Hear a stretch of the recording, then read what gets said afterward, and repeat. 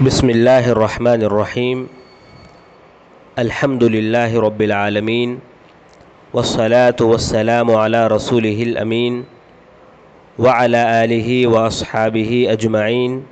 ومن تبعہم بإحسان الی یوم الدین اما بعد۔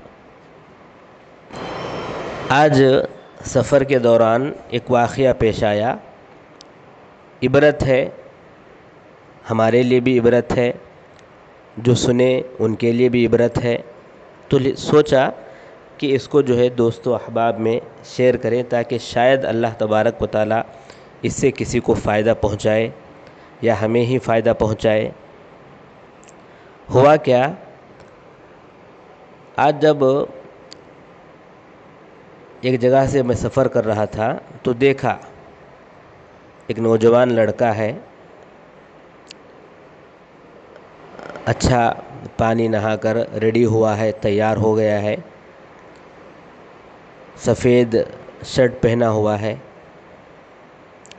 بال بھی کراف کیا ہوا ہے اچھے انداز میں،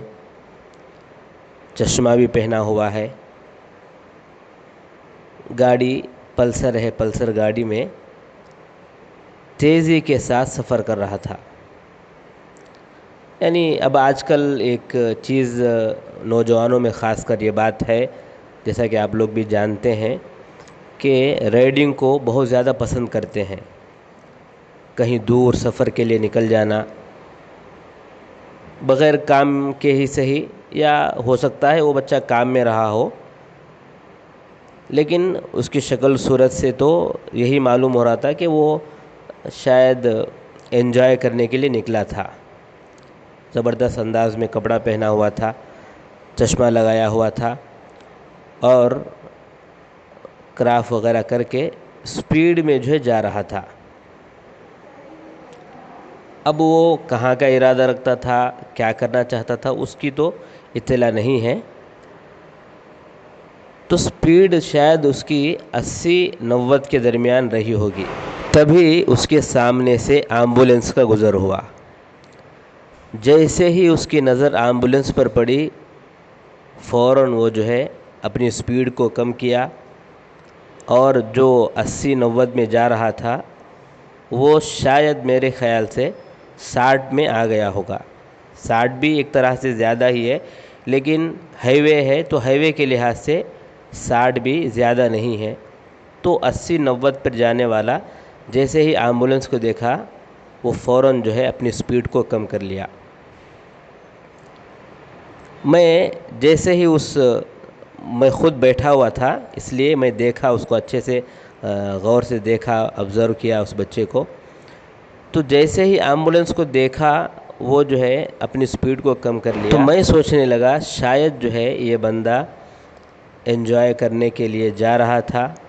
اور سپیڈ بھی مست 80-90 میں کر کے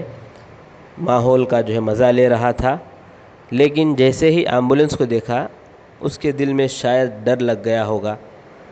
ایمبولینس ہے ہی ویسی چیز کہ انسان ایمبولینس کو دیکھتے ہی فوراً نرم پڑ جاتا ہے۔ ہاسپٹل یا بیماری یا موت، یہ سب چیزیں ایسی ہیں کہ انسان کے دل کو نرم کر دیتی ہیں، اور انسان ان تمام چیزوں کو دیکھنے کے بعد ایک عجیب محسوس کرنے لگتا ہے، عجیب کیفیت اس پر طاری ہو جاتی ہے، موت اس کے ذہن میں آ جاتی ہے کہ مجھے بھی مرنا ہے۔ اسی لیے اللہ کے نبی صلی اللہ علیہ وسلم نے کہا، اکثروا ذکر حازم اللذات، کہ تم کیا کرو، لذتوں کو ختم کرنے والے موت کو ہمیشہ یاد کرتے رہو۔ کیوں یاد کرنا ہے؟ کہ کہیں انسان غفلت میں اور اس دنیا کی مستی میں گزارتے ہوئے اپنے اعمال کو نہ بھول جائے۔ اسی لیے اللہ کے نبی صلی اللہ علیہ وسلم نے کہا کہ موت کو زیادہ یاد کرو،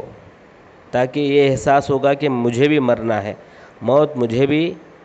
آنے والی ہے، اور میں کب مر جاؤں گا مجھے ہی خبر نہیں۔ لہٰذا انسان اعمال میں آگے بڑھے، نیکیوں کو کرنے میں آگے بڑھے، اسی لیے یہ بات کہی گئی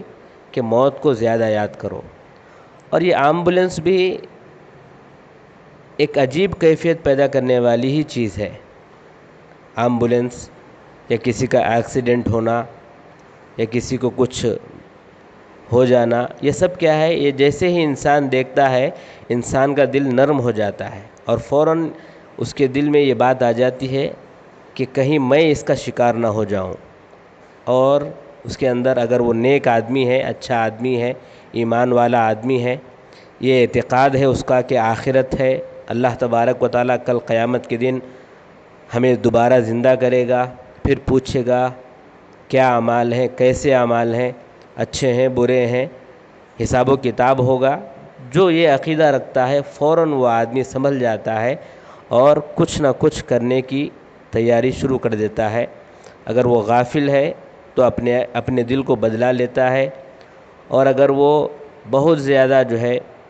نیک ہے تو اور بھی نیکی میں آگے بڑھنے کی کوشش کرتا ہے۔ تو جیسے ہی میں نے یہ واقعہ دیکھا فوراً مجھے وہ حدیث یاد آ گئی۔